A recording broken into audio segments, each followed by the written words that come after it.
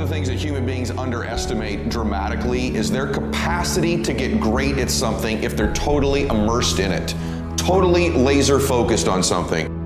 The majority are busy being busy, and they're addicted to devices and addicted to alcohol and addicted to busyness and addicted to gambling or addicted to shopping or addicted to worrying. I mean, in many ways, it's become a society of addicts. And what's happened is we develop addictions because we escape from pain. See, potential unexpressed, the potential you were born into, if you're not expressing it, if you're not living it, if you're not releasing and showing your primal glory every single day, then at a subconscious level, you're developing, anger and sadness and guilt and shame over your self-betrayal against your genius. If somebody's really stressed out, they're not stressed out for no reason. It's because they're focusing on something that makes them feel stressed. They often, when they're focusing on it, it changes the body. You start to feel tight. You start to feel a certain way. And then they use language like, I don't know what to do. Why am I so overwhelmed? So 3 things control how you feel every moment. What you focus on, what you do with your body. Humans have an unreal capacity to get great at things, even if they don't have a natural talent for it, if they're immersed in it, and to learn something and acquire a ton of knowledge in a short period of time as well. Society is conspiring all the time in our culture to completely distract you so you never win, to just divert your focus and attention. Look over here, look at this shiny thing, look at this TV show, look at this sports team, worry about what's going on here in this war. And they get these different things on television and our phones and in our lives to just get us distracted, so we never get obsessed, we never get laser focused for an extended period of time. I think there's a different level for you. I think there's a different level for you to get obsessed, crazy laser focus. I say all the time, our obsessions become our possessions, but we won't possess them if we're not truly obsessed. So if we change what we focus on, if we change the way we use our body, if we change our language patterns, we'll instantly feel different. Think of how do people use their body when they're worried versus when they're excited. If you learn to use your body first, use your focus first, you can literally change how you feel in moments, and then you develop new habits where you start to feel good all the time, and it isn't some phony fake pump up. It's literally the way you've conditioned your body. Just like being fit as an athlete, you want to be emotionally fit. The bottom line is, no one's coming. No one. No one's coming to push you. It's up to you. And because you're only ever going to do the things that you feel like doing right now or that feel good right now, unless you understand that you've got to parent yourself, you got to push yourself, you're not going to make your dreams come true. You're just not. We're not wired that way. You weren't born that way, you weren't that way when you were growing up, and you're certainly not that way as an adult. And there's a tremendous amount of liberation that comes when you accept the fact that you're always going to need to give yourself a push. Ladies and gentlemen, if you want to make it in life, you got to know your vitamin. You've got to know every no brings you a step closer to a yes. Anybody can stop because someone said no. But there's something in you, in your heart of hearts, that's saying, I'm not a quitter. There's something in you that says, I've got the will to do it. There's something in you that says, I'm going to find a way. Mr. Brown, what do you want to do with your life, young man? Sir, I'd like to become a disc jockey. Why? Sir, because I want to buy my mother a home. He said, great. Listen to Paul Harvey. Here are my car keys. Go in the car, 12 noon. He comes on every day. Why? Because if you want to be successful, study the people that are doing what you want to do. He's the best in the world when it comes to communication. I suggest to you, as you look at what you want to achieve, look at the top achievers. Understand and know they are only an example. They are not an exception. They're an example of what you can do, because success leaves clues. Follow the system, watch the leaders, and study them. I did that. And he said, Mr. Brown, detoxify your life. Let all the negative people in your life go. Can I change them? No. It's a full-time job changing yourself. He's right. He's right. You can't change people. It's hard changing yourself. And there's some people so negative they can walk into a dark room and begin to develop.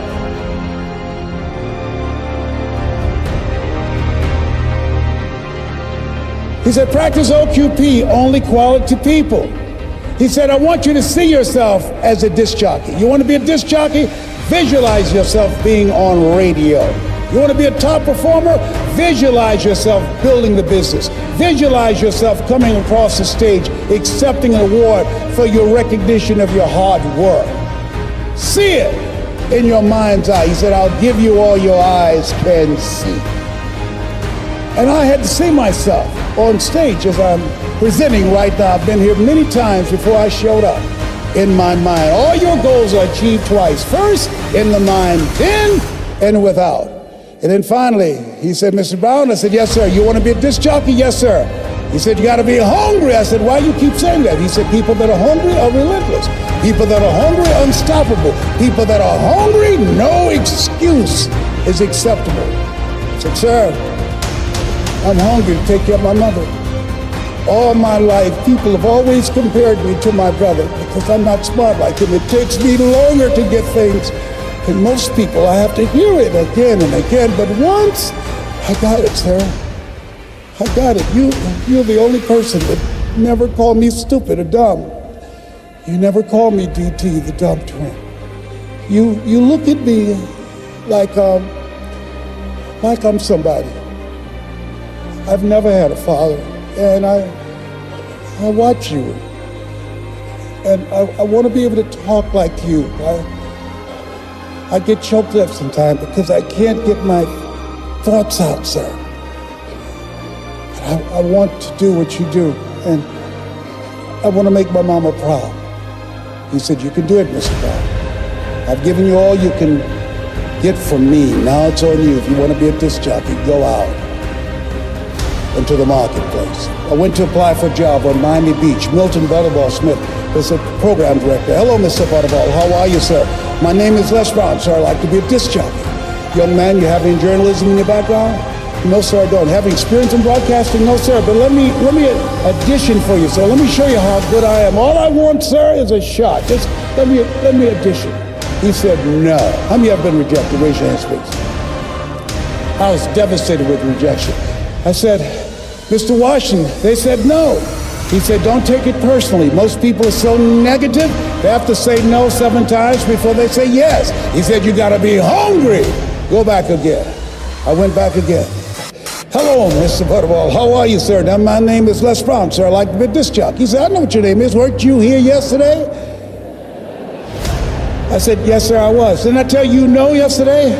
I said, yes, sir, you did. He said, then why are you back today? I said, well, sir, I didn't know whether or not somebody was laid off or somebody was fired, sir. He said, no one was laid off or fired. Now get on out of here. I came back the next day. Hello, Mr. Butterball. How are you, sir? My name is Les Brown, sir. I'd like to be a disc jockey. He said, I know what your name is. Weren't you here the last 2 days?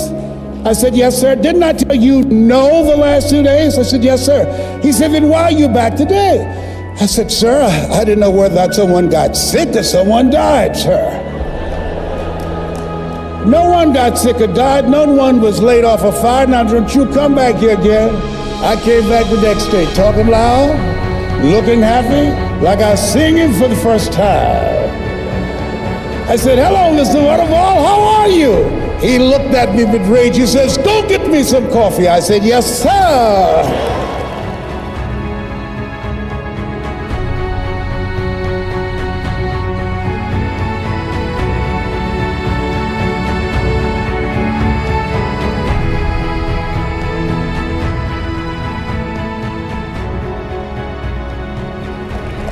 As you think about your goals and dreams, you've got to know your vitamin.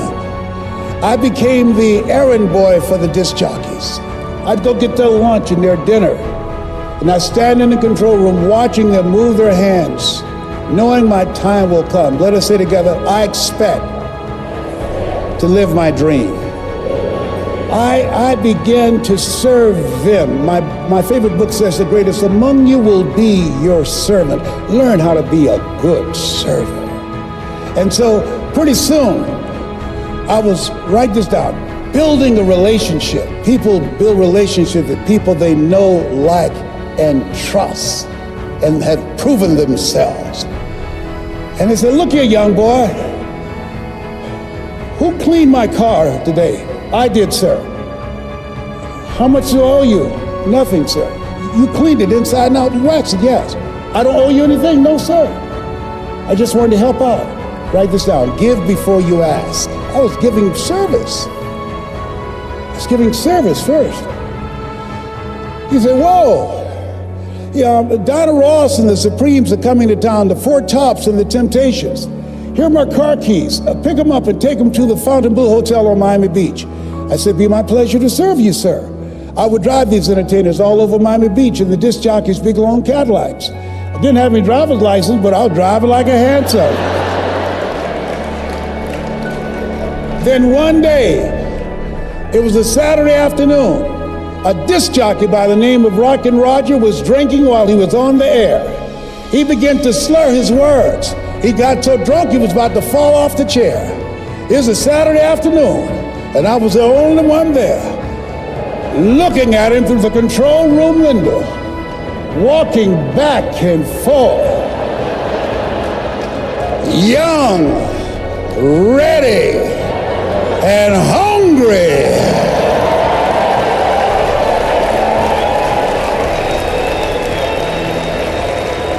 I was saying, drink, rock, drink. Drink, rock. I'd have gone get him some more if he'd asked me to. Then pretty soon the phone rang. It was the general manager, and I answered the phone. I said, hello? He said, young boy, this is Mr. Klein. I said, I know. He said, Rock can't finish the show. I said, I know. He said, would you call one of the other DJs in? I said, yes, sir. I hung the phone up. I said, now he must think I'm crazy. I called my mom and my girlfriend, Cassandra. I said, y'all come out on the front porch and turn on the radio. I'm about to come on the air.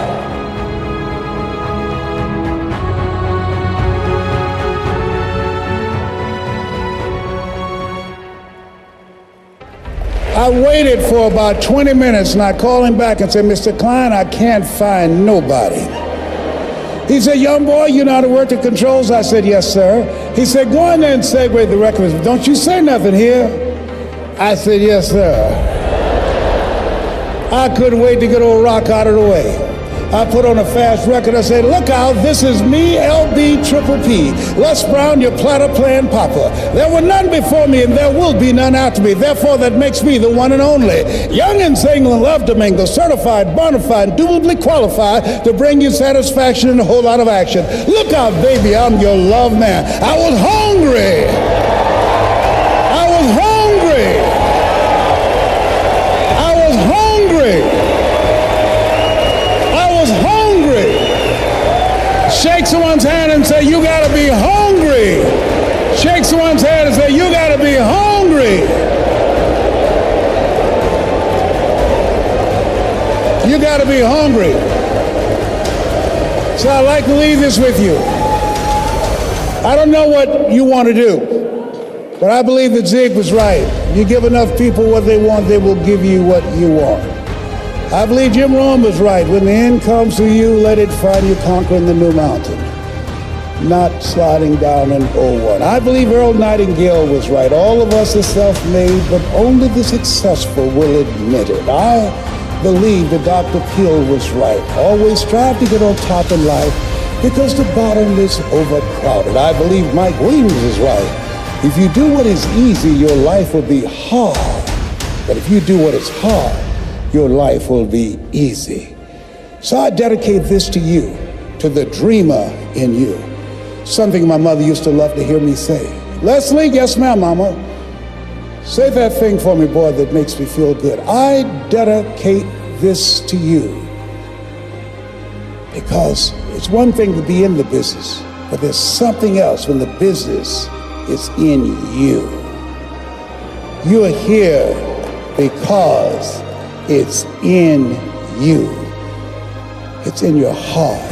It says simply this: if you want a thing bad enough to go out and fight for it, to work day and night for it, to give up your time, your peace, and your sleep for it, if all that you dream and scheme is about it, and life seems useless and worthless without it, and if you gladly sweat for it and fret for it and plan for it, and lose all your terror of the opposition for it, And if you simply go after that thing that you want with all of your capacity, strength and sagacity, faith, hope, and confidence, and stern pertinacity, if neither cold poverty, famish, or gulf, sickness or pain of body and brain can keep you away from the thing that you want, if dogged and grim you besiege and beset it, with the help of God, you'll get it.